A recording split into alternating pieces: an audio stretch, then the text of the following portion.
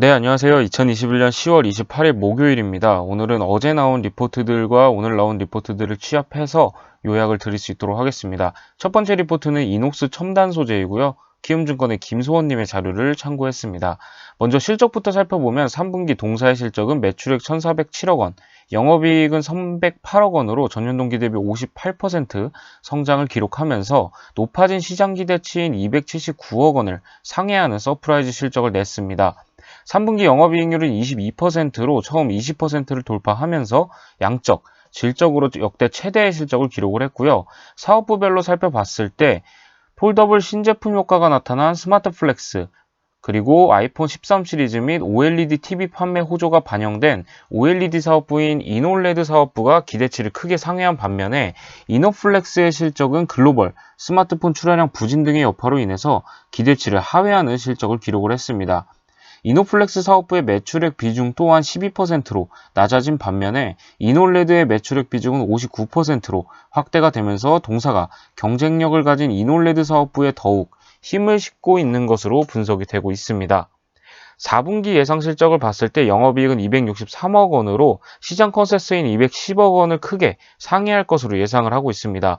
4분기도 역시 이놀레드 사업부가 호실적을 견인할 전망이고요.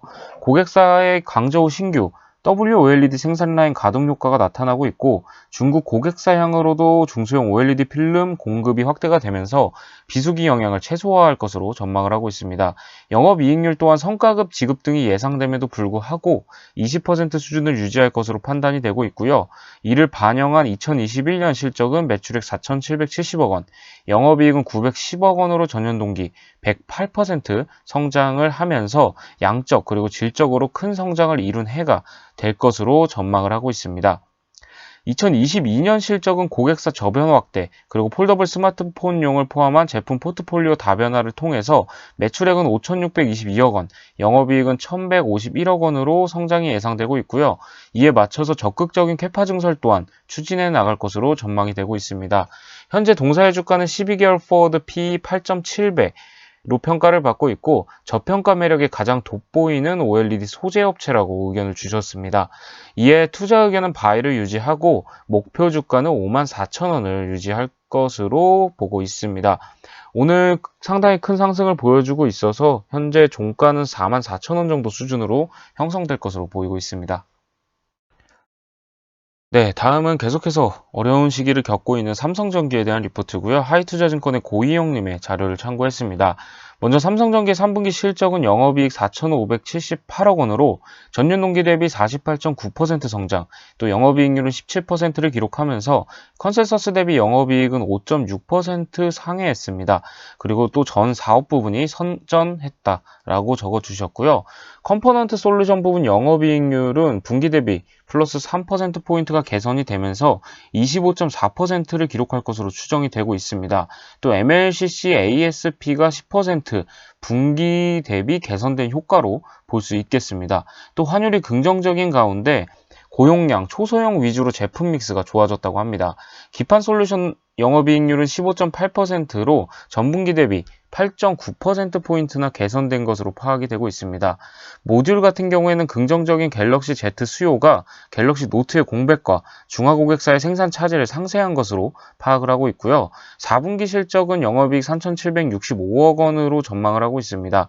MLCC 모듈의 일부 재고 조정이 있겠지만 긍정적인 환율이 이를 상쇄할 것으로 보이고 반도체 기판의 수익성도 제품 믹스 개선, 그리고 가격 인상 효과가 당초 기대 이상일 것으로 전망이 되기 때문이다 라고 실적을 추정한 배경을 밝혀주셨고요. 하지만 호실적에도 불구하고 주가는 부진하다고 합니다. 향후 업황 둔화에 대한 걱정이 크다 보니 개별 종목의 펀더멘탈의 개선이 과소평가되는 분위기라고 합니다. 주된 우려는 여전히 수요단에서의 내구재 수요 피크아웃, 그리고 공급단에서의 IT 세트 생산 차질로 보고 있고요. 당사 역시 이와 관련된 업황 모멘텀 둔화를 전망하고 있다고 합니다. 대표 언택트 수혜 품목인 노트북 같은 경우에는 여전히 절대적인 출하 레벨은 높게 유지가 되고 있지만 그 YOY 성장 모멘텀은 둔화되고 있는 시점이라고 합니다. 참고로 동사의 MLCC 그리고 반도체 기판의 매출 20% 이상이 이 PC 시장에서 창출이 되고 있기 때문에 좀 영향을 받을 수 있을 것으로 보고 있고요.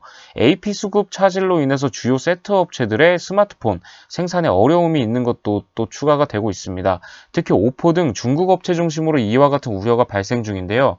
이처럼 반도체 부족으로 완제품 생산을 못하고 있다 보니까 세트 업체들이 선행 확보해 놓은 MLCC에 대한 재고 조정이 될 가능성도 있다고 보고 있습니다. 산업지표도 마찬가지 흐름을 보이고 있습니다. 동사 멀티플과 상관관계가 높다고 판단이 되는 북미 전자부품 신규 주문 YOY 재고 그리고 YOY 지표는 계속해서 하락하고 있다고 합니다. 신규 주문보다 재고 쌓이는 속도가 더 빠르다는 의미로 볼 수 있겠고요. 하지만 삼성전기의 PB 멀티플은 이보다 앞서 더 빠른 속도로 빠지고 있다고 합니다. 이미 업황 둔화에 대한 우려를 선반영 해나가고 있다는 의미로 볼 수 있겠고요.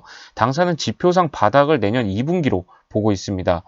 주가가 전방의 지표를 선행한다는 점을 감안했을 때 연말이 가까워질수록 동사 주가 역시 바닥을 다질 것으로 판단이 되고 있고요.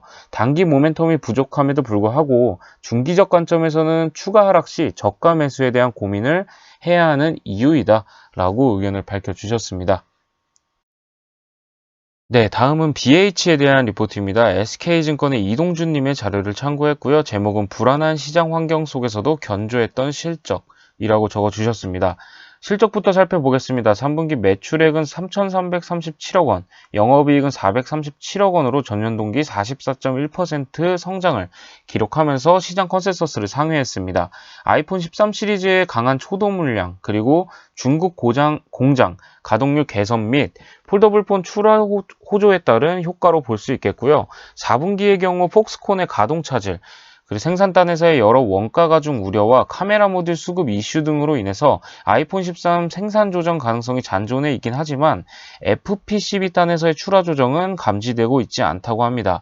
4분기 시장 우려 대비 견조한 실적을 또 한 번 전망을 하고 있다고 하네요.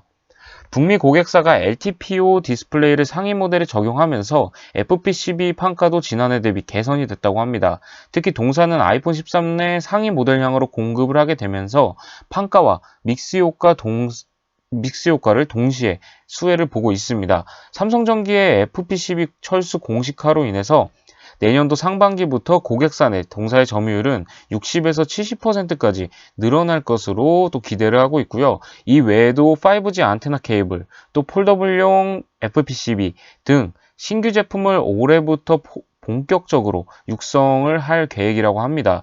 중장기 북미양 성장 모멘텀 둔화에 대한 의구심을 신규 아이템을 통해서 상쇄해 나갈 것으로 예상이 되고 있습니다. 경쟁사 철수 이슈로 인해서 2022년에도 북미 고객사양 실적 성장이 가시적으로 보이고요.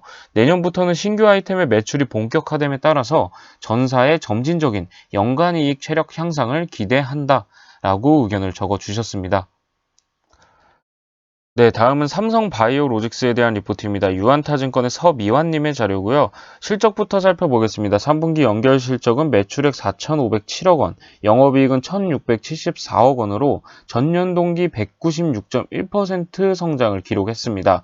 컨센서스 대비 영업이익은 26%를 상회하는 어닝 서프라이즈를 기록했습니다. 3분기 매출에 반영된 2분기 공장 가동률은 1, 2, 3공장 모두 풀가동 수준이었다고 볼 수 있겠고요. 3공장의 가동률 상승으로 인해서 전년 동기 매출액이 64.2% 증가를 하였고 영업이익은 매출 증가에 따른 영업 레버리지 효과로 인해서 전년 동기 대비 196.1% 증가했습니다.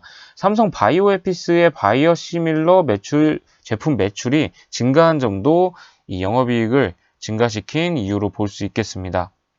네, 3분기 가동률은 1, 2공장 풀, 그리고 3공장 니어 풀 가동이 될 것으로 보고 있고요. 연간 가동률도 똑같이 1, 2공장은 풀로 돌아가고 3공장도 거의 니어 풀이 될 것으로 전망을 하고 있습니다. 또 5월에 진행된 모더나 코비드19 백신 완제품 위탁 생산에 대해서 식약처로부터 GMP 인증을 획득 완료하였고요. 초도 물량 일부로 추정되는 243만 5천 회분이 국내 공급될 예정입니다.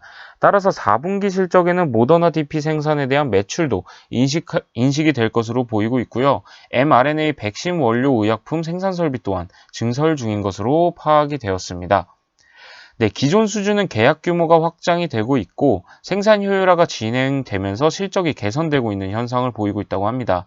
4공장 조기 수주에 대한 기대감은 아직 남아 있는데 약 20개 제품에 대해 본격 생산 시점 그리고 물량 관련 논의를 진행하고 있다라고 적어 주셨네요. 네, 다음은 LG생활건강에 대한 리포트입니다. 이베스트증권의 오리나님의 자료를 참고했고요. 먼저 3분기 매출액은 전년 동기 2.9% 감소한 2조 103억 원, 영업이익은 전년 동기 대비 4.5% 증가한 3,423억 원으로 매출액은 시장 기대치에 미치지 못했지만 수익성은 양호하게 방어한 실적을 기록했다고 합니다. 코로나19 델타 변이의 확산, 글로벌 공급망의 쇼크, 또 주요 원자재 가격 인상에 따라서 3분기 전체적으로 비우호적인 영업 환경이 이어졌던 것으로 판단을 하고 있습니다. 화장품 부분 3분기 매출액은 전년 동기 10.2% 감소한 1조 267억 원을 기록을 했고요. 영업이익은 오히려 전년 동기 9% 증가한 2,154억 원을 기록했습니다. 면세점 매출액이 전년 동기 대비 5.2% 감소한 4,805억 원을 기록을 했고요. 중국 사업은 매출액이 YOY 2% 증가하는 데 그쳤습니다. 동사의 대표 브랜드인 후에 중국 매출액은 YOY 4% 성장하면서 비수기 영향과 중국 소매 시장 성장 둔화 내용이 반영되고 있습니다. 다만 프리미엄 브랜드들의 매장 구조 조정 및 이에 따른 비중 축소로 화장품 영업이익률은 전년 동기 대비 3.7%포인트 개선된 점은 긍정적인 부분으로 볼 수 있겠습니다. 4분기 광군제 쇼핑 행사가 있지만 지난해 4분기 높았던 베이스와 경쟁 심화 국면을 고려를 했을 때 단기적인 부담은 있다고 판단이 되고 있습니다. 3분기 음료 부분 원부자재 압박은 이어지고 있기 때문에 매출액은 전년 동기 대비 6.1% 증가한 4,437억 원을 기록은 했지만 영업이익은 오히려 0.1% 증가한 632억 원에 그쳤습니다. 생활용품 또한 위생용품 수요 급증에 따른 지난해 고베이스에도 매출액은 양호하게 성장을 했지만 원부자재 가격 상승에 따라 영업이익 개선은 이루어내지 못했습니다.